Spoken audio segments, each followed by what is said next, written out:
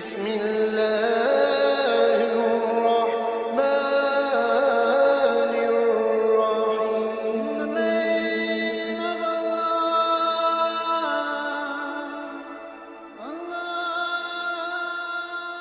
الرحيم بسم اللہ الرحمن الرحیم۔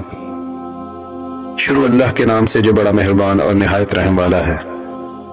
حضرت سیدنا اسلم رضی اللہ تعالی عنہ فرماتے ہیں، امیر المومنین حضرت سیدنا عمر بن خطاب رضی اللہ تعالی عنہ اکثر رات کے وقت مدینہ منورہ کا دورہ فرماتے تھے تاکہ اگر کسی کو کوئی حاجت ہو تو اسے پورا کریں۔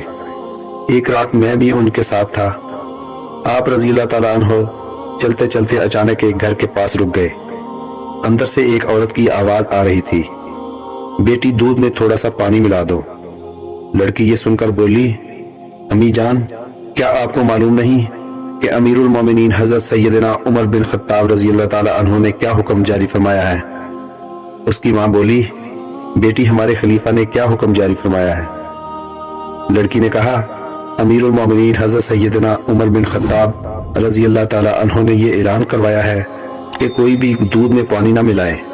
ماں نے یہ سن کر کہا، بیٹی اب تو تمہیں حضرت سیدنا عمر رضی اللہ تعالی عنہ نہیں دیکھ رہے، انہیں کیا معلوم کہ تم نے دودھ میں پانی ملایا ہے؟ جاؤ اور دودھ میں پانی ملاؤ۔ اور لڑکی نے یہ سن کر کہا، اللہ تعالیٰ کی قسم میں ہرگز ایسا نہیں کر سکتی کہ ان کے سامنے تو ان کی فرما برداری کروں اور ان کی غیر موجودگی میں ان کی نافرمانی کروں۔ اس وقت اگرچہ مجھے امیر المومنین حضرت سیدنا عمر بن خطاب رضی اللہ تعالی عنہ نہیں دیکھ رہے، لیکن میرا رب تو مجھے دیکھ رہا ہے۔ میں ہرگز دودھ میں پانی نہیں ملاؤں گی۔ امیر المومنین حضرت سیدنا عمر فاروق رضی اللہ تعالی عنہ نے ماں بیٹی کے درمیان ہونے والی تمام گفتگو سن لی تھی۔ آپ رضی اللہ تعالی عنہ نے مجھ سے فرمایا، اے اسلم رضی اللہ تعالی عنہ اس گھر کو اچھی طرح پہچان لو۔ پھر آپ رضی اللہ تعالی عنہ رات اسی طرح گلیوں میں دورہ کرتے رہے۔ جب صبح ہوئی تو مجھے اپنے پاس بلایا اور فرمایا، اے اسلم رضی اللہ تعالی عنہ اس گھر کی طرف جاؤ اور معلوم کرو کہ یہاں کون کون رہتا ہے، اور یہ بھی معلوم کرو کہ وہ لڑکی شادی شدہ ہے یا کنواری۔ حضرت سیدنا اسلم رضی اللہ تعالی عنہ فرماتے ہیں، میں اس گھر کی طرف گیا اور اس کے بارے میں معلومات حاصل کی تو پتہ چلا کہ اس گھر میں ایک بیوہ عورت اور اس کی بیٹی رہتی ہے۔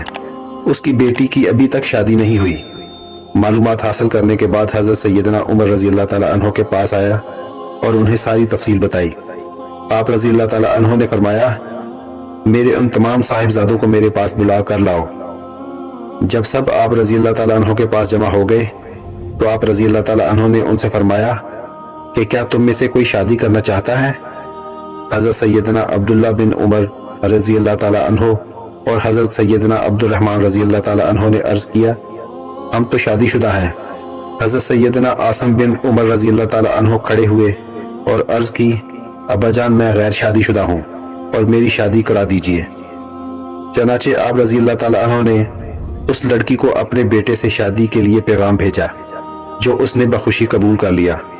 اس طرح حضرت سیدنا عاصم رضی اللہ تعالی عنہ کی شادی اس لڑکی سے ہو گئی اور ان کے ہاں ایک بیٹی پیدا ہوئی جس سے حضرت سیدنا عمر بن عبدالعزیز رضی اللہ تعالی عنہ کی ولادت ہوئی۔ دوستو آج کی ویڈیو اچھی لگی ہو تو چینل کو سبسکرائب ضرور کیجیے گا۔ اللہ تعالیٰ آپ کو حامی و ناصر ہو۔